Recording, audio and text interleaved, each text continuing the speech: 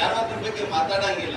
ಬಿಟ್ಟದಾಗ ಎಲ್ಲ ಇನ್ಫಾರ್ಮೇಶನ್ ಇವ್ರ ಆಸ್ತಿ ಏನು, ಇವ್ರ ಆದಾಯ ಏನು, ಇವ್ರ ಖರ್ಚೇನು, ಇವ್ರ ಲೋನ್ ಏನು ಅದಂತ ಹೇಳಿ. ಬಟ್ ಅದು ಅಲ್ಲೇ ಆ ನೋಟಿಸ್ ಬೋರ್ಡ್ದಾಗ ಇರ್ತೈತಿ.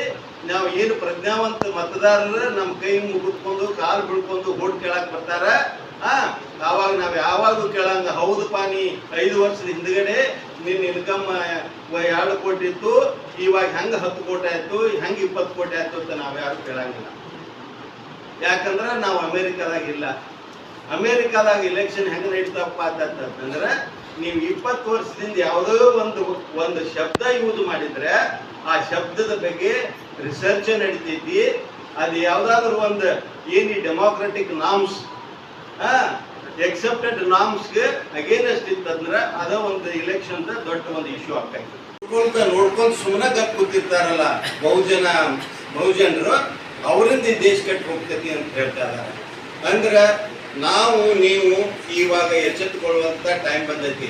ನಾ ಇಲ್ಲಿ ಬಂದ ನೀವು ಎಲ್ಲರೂ ಪ್ರಜ್ಞಾವಂತ ಪ್ರಜೆಗಳು, ನೀವು ಪ್ರಜ್ಞಾವಂತ ಮತದಾರರು. ನಿಮ್ಗೆ ನನಗೆ ವೋಟ್ ಹಾಕಂತ ನಾ ಕೇಳಂಗೂ ಇಲ್ಲ, ಮತ್ತು ಅದನ್ನು ಕೇಳೋ ಮಾಟೆ.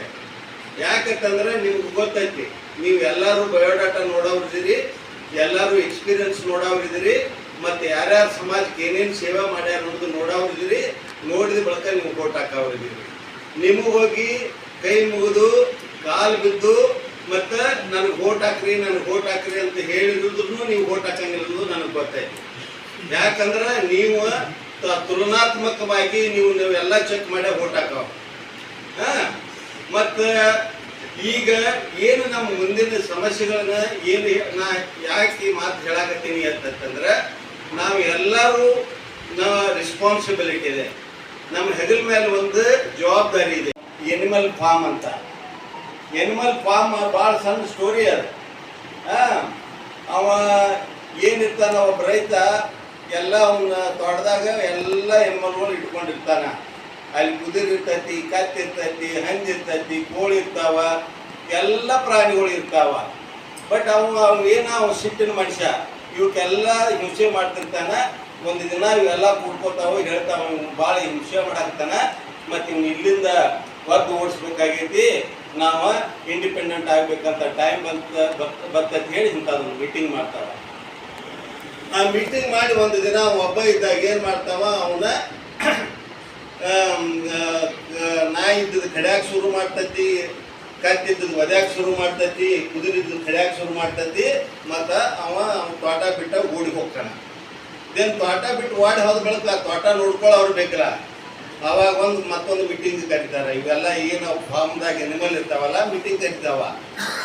ಆ ಮೀಟಿಂಗ್ನಾಗ ಎಲ್ಲರೂ ಹೇಳ್ತಾರೆ, ಓಕೆ ನೀ ಕುದುರಿ, ನೀ ವೇಗವಾಗಿ ಓಡ್ತಿ, ನಿನ್ನ ಮ್ಯಾಲಿಂದ ನೀ ದೂರ ಹೋಗಿ ಎಲ್ಲ ಮೇವು ತನದು ಮಾಡೋದು ಅಂತ ಹೇಳಿ ಅವ್ಕೊಂದು ಇದು ಮಾಡ್ತಾರೆ.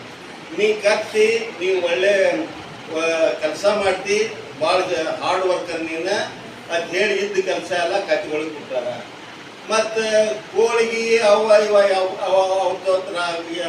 ಆಕಳುಗಳಿಗೆ ನೀ ಹಾಲು ಕೊಡ್ತಿ, ನೀ ಸರಿಯಾಗಿ ತಿಂದುಕೊಂಡು ನೀ ಹಾಲು ಕುಡಿದು ಅಂತ ಹೇಳಿ ಅವ್ರ ಡ್ಯೂಟಿ ಒಪ್ಪಿಸ್ಬಿಡ್ತಾರೆ. ಇದು ಕಣಿಗೆ ಬರ್ತೈತಿ, ಹಂದಿಗೆ ಬರ್ತೈತಿ. ಹಂದಿ ನೋಡ್ತೈತಿ ಆ ಕಡೆ ಈ ಕಡೆ, ಇದೇ ಚಾನ್ಸ್ ತಗೊಂತೈತಿ. ಅದ ಕೇಳ್ಬರಿ, ಇವ್ರು ಅವ್ರನ್ನ ಕೇಳ್ರಿ, ಅವ್ರ ಪ್ರಮುಖರು ಕೇಳ್ರಿ, ಅವ್ರು ಕೂಡ ಅಂದ್ರೆ ಕೊಡ್ತೇನೋ ಇಲ್ಲ ಬೇಡ ಅನ್ನುವಂತ ಪ್ರವೃತ್ತಿ ಇಲ್ಲ. ಯಾಕಂದ್ರೆ ಅವರು ಸರ್ಕಾರಿ ಕೆಲಸದಾಗ ಕೆಲಸ ಮಾಡಿರೋದ್ರಿಂದ ಅವ್ರು ಯಾವ ರೀತಿ ಕೆಲಸ ಮಾಡಿ ಸಂಪೂರ್ಣ ಜ್ಞಾನ ಅವ್ರಿಗೆ ಇರೋದ್ರಿಂದ ಅಂತವ್ರ ಈ ಭಾಗದ ಲೋಕಸಭಾ ಸದಸ್ಯರಾದ್ರಂತಂದ್ರೆ ಬಹಳ ಒಳ್ಳೇದೈತಿ. ಮತ್ ನಮ್ಮ ಒಂದು ಕ್ಷೇತ್ರಕ್ಕೂ ಒಳ್ಳೇದೈತಿ. 1952ನೇ ಇಸ್ವಿ ಒಳಗನ ಸ್ವತಂತ್ರವಾಗಿ ನಿಂತ ಈ ಒಂದು ಆಯ್ಕೆ ಮಾಡಿ ದೇಶ ಇತಿಹಾಸವನ್ನ ತೋರಿಸಿಕೊಟ್ಟಿದ್ದಾರೆ. ಲೋಕಸಭಾ ಕ್ಷೇತ್ರದಿಂದ ಮೊಟ್ಟ ಮೊದಲು ಮೇಲ್ಪಂಚಾಯತ್. ಅದರ ನಂತರ ದತ್ತಾ ಕಟ್ಟಿಯವರು ಸಹಿತ ಸ್ವತಂತ್ರವಾಗಿ RPI ಪಕ್ಷದ